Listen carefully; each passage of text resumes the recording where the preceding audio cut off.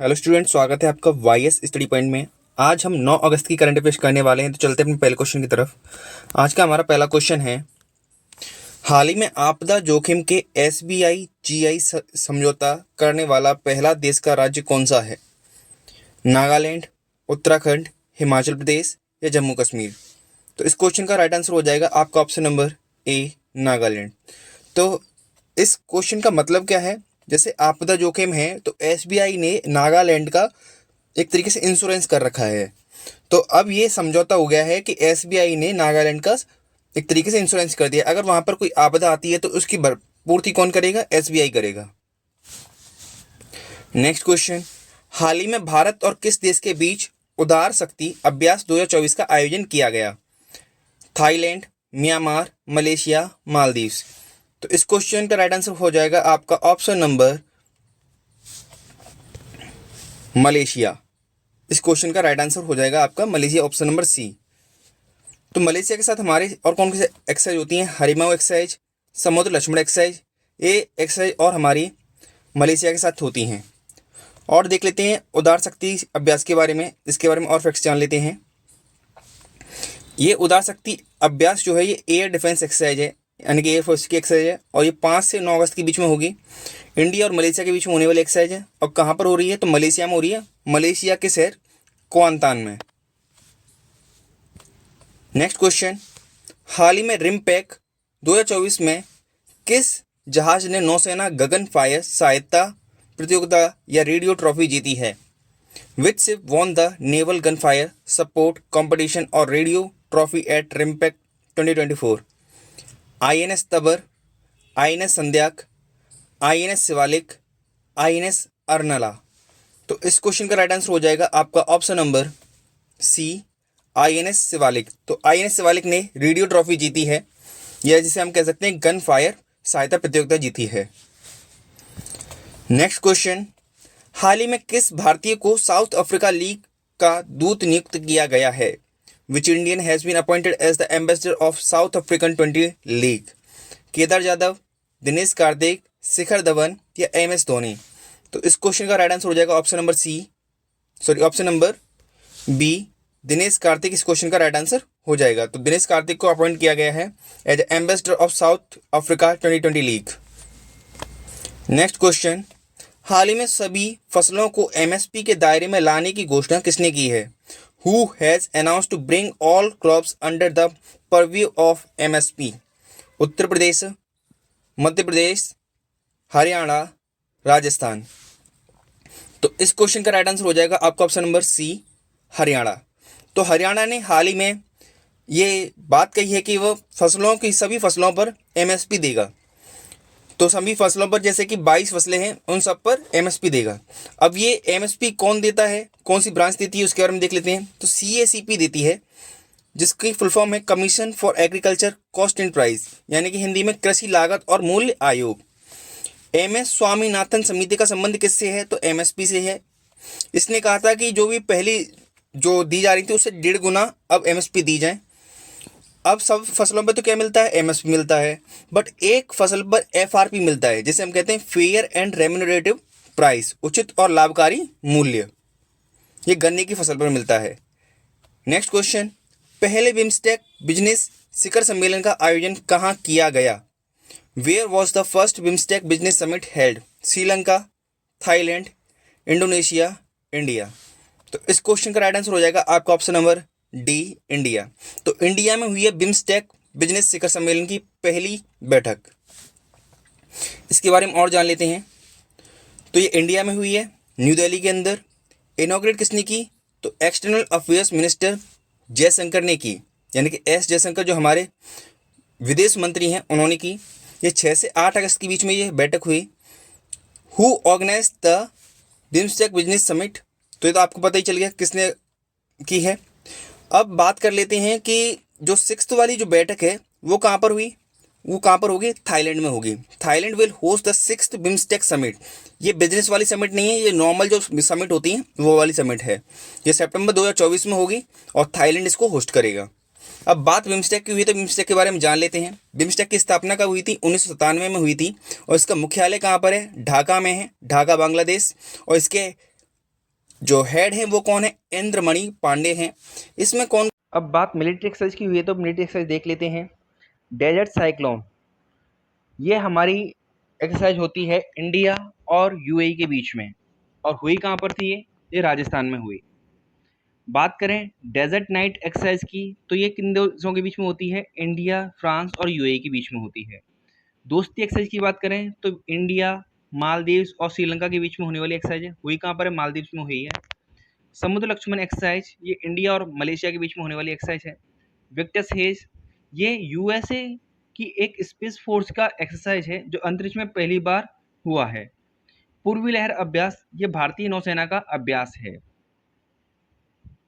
और देखते हैं शक्ति अभ्यास। शक्ति अभ्यास ये भारत और फ्रांस के बीच का एक अभ्यास है। हुआ कहाँ पर है? मेघालय के उमरी में हुआ है। सहयोग काइजिन, ये इंडिया और जापान के बीच में होने वाला एक्सरसाइज है। धर्मा गार्जियन एक्सरसाइज, ये भी भारत और जापान के बीच में होने वाला एक्सरसाइज है। नेक्स्ट बात करें सी डिफेंडर्स की, तो सी डिफेंडर्स एक्सरसाइज जो है ये इंडिया और यूएस के बीच में होने वाली एक्सरसाइज है। हुई कहाँ पर है? अंडमान निकोबार के अंदर पोर्ट ब्लेयर में हुई है। टाइगर ट्रम्प एक्सरसाइज, ये इंडिया और यूएसए के बीच में होने वाली एक्सरसाइज है। ये भारत के पूर्वी तट पर हुई है। तर्कस अभ्यास, ये भी भारत और यूएसए के बीच में होने वाला एक अभ्यास है। गगन शक्ति एक्सरसाइज, ये इंडियन एयर फोर्स की एक्सरसाइज है जो हुई कहाँ पर? लक्षद्वीप में हुई है। गगन स्ट्राइक सेकंड, ये भारतीय सेना और वायुसेना के बीच में हुई एक्सरसाइज है और हुई कहाँ पर? पंजाब में हुई है। रेड फ्लैग अभ्यास, ये मल्टीलैटरल एक्सरसाइज यानी कि बहुपक्षीय अभ्यास है। हुआ कहाँ पर है? इसमें भारत ने भाग लिया है। हुआ कहाँ पर है? अलास्का, अमेरिका में हुआ है। नेक्स्ट अयोध्या एक्सरसाइज, ये इंडिया और थाईलैंड के बीच में होने वाली एक्सरसाइज है। साइक्लोन एक्सरसाइज, ये इंडिया और इजिप्ट के बीच में होने वाली एक्सरसाइज है। हुई कहाँ पर? इजिप्ट में हुई है। कटलास एक्सप्रेस, ये एक्सरसाइज जो हुई है ये मल्टीलेटरल एक्सरसाइज है। इसमें अपनी कंट्री के INS 3 ने भाग लिया है। हुई कहाँ पर है? पोर्ट विक्टोरिया, सेशल्स में हुई है ये एक्सरसाइज। लमिती एक्सरसाइज, ये इंडिया और सेशल्स के बीच में होने वाली एक्सरसाइज है और हुई कहाँ पर है? सेशल्स में हुई है। और देख लेते हैं खंजर एक्सरसाइज, भारत और किर्गिस्तान के बीच में होने वाली एक्सरसाइज है और हिमाचल प्रदेश के बकलोल जिले में हुई है। स्टीड फास्ट डिफेंडर 2024 एक्सरसाइज, ये नाटो की एक exercise, North Atlantic Treaty Organisation की एक एक्सरसाइज है। सदातंसिक अभ्यास, सदातंसिक अभ्यास इंडिया और सऊदी अरेबिया के बीच में होने वाला एक एक्सरसाइज है। डस्टलेग एक्सरसाइज, ये एक्सरसाइज जो है ये भारत और उज्बेकिस्तान के बीच में हुई है। सभी समुद्री सुरक्षा एजेंसी इसमें भाग लेती हैं। तो ये सारी हमारी मिलिट्री एक्सरसाइज हुई। कौन से देश आते हैं देख लेते हैं। तो बांग्लादेश, भूटान, इंडिया, म्यांमार, नेपाल, श्रीलंका और थाईलैंड इसके सदस्य देश हैं। इसकी फुल फॉर्म क्या है, एक बार फुल फॉर्म भी देख लेते हैं। Bay of Bengal initiative for multi sectoral technical and economic cooperation इसकी फुल फॉर्म है। तो बे ऑफ बंगाल के सारे जितने भी देश हैं वो इस ग्रुप में शामिल हैं। अब देख लेते हैं किन चीज़ों की भारत ने बैठक की है या फिर उसमें पार्टिसिपेट लिया है, एक तरीके से उनको देख लेते हैं कि किन चीज़ों को होस्ट कर रहा है अपना देश। तो भारत को 2024 के लिए एशिया और प्रशांत महासागर क्षेत्र में आपदा जोखिम को कम करने और सहयोग करने के लिए बने अंतर्राष्ट्रीय संगठन एशियाई आपदा तैयारी केंद्र का अध्यक्ष बनाया गया है। ये आपको याद रखना है। 2024 में यूनेस्को की विश्व धरोहर समिति की 46वीं सत्र की अध्यक्षता भारत ने की है और ये कहाँ पर हुआ आयोजन इसका? नई दिल्ली में हुआ है। 2024 में वर्ल्ड टेलीकॉम स्टैंडर्डाइजेशन असेंबली की मेजबानी कौन कर रहा है? भारत कर रहा है। 2025 FIH hockey mains junior world cup का होस्ट कौन होगा? तो भारत होगा, उसकी मेजबानी भारत करेगा। भारत में 2024 में ही 46वीं अंटार्कटिक संधि परामर्श बैठक की मेजबानी भारत कर रहा है और भारत के कौन से शहर में होगी? ये कोच्चि में होगी और कोच्चि कहाँ पर? केरला में है, केरला राज्य में। वर्ल्ड ऑडियो विजुअल एंड मनोरंजन शिखर सम्मेलन नवंबर 2024 में होगा और इसकी बैठक कहाँ पर हो रही है? भारत के अंदर ही होगी, गोवा के अंदर। नेक्स्ट क्वेश्चन, हाल ही में किस बैंक ने किसानों को सशक्त बनाने के लिए किसान सम्मान कार्यक्रम शुरू किया है? Jammu Kashmir bank, HDFC bank, Punjab national bank या ICICI बैंक? तो इस क्वेश्चन का राइट आंसर हो जाएगा आपका option number A, Jammu Kashmir bank. तो जम्मू कश्मीर बैंक ने किसानों को सशक्त बनाने के लिए किसान सम्मान कार्यक्रम शुरू किया है।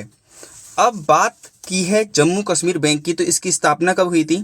तो इसकी स्थापना 1938 में हुई थी। इसका मुख्यालय कहाँ पर है? श्रीनगर में है। इसके मैनेजिंग डायरेक्टर और चीफ एग्जीक्यूटिव ऑफिसर कौन है? बलदेव प्रकाश हैं। इसके फाउंडर कौन थे? महाराजा हरि सिंह इसके फाउंडर थे। नेक्स्ट क्वेश्चन, हाल ही में भारत सरकार ने किस राज्य को जीवन दान पुरस्कार से सम्मानित किया है? Which state has been honoured with Jeevan Daan award by the government of India? Kerala, Telangana, Tamil Nadu, Andhra Pradesh. तो इस क्वेश्चन का राइट आंसर हो जाएगा आपका option number D, Andhra Pradesh. तो हाल ही में भारत सरकार ने आंध्र प्रदेश को जीवन दान पुरस्कार से सम्मानित किया है।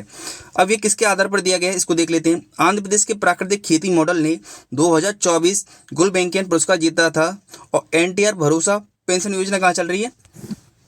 ये चल रही है आपके आंध्र प्रदेश में।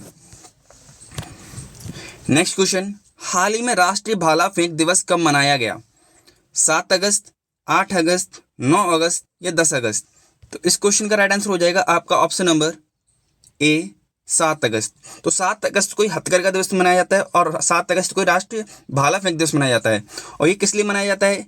क्योंकि इसी दिन 2020 में टोक्यो ओलंपिक में नीरज चोपड़ा ने गोल्ड मेडल जीता था। उसी के सम्मान में राष्ट्रीय भाला फेंक दिवस 7 अगस्त को मनाया जाता है।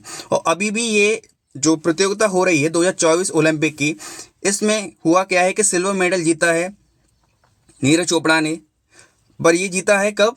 8 अगस्त को जीता है। तो इतना आपको याद रखना है। और गोल्ड किसने जीता है जेवलिन थ्रो में?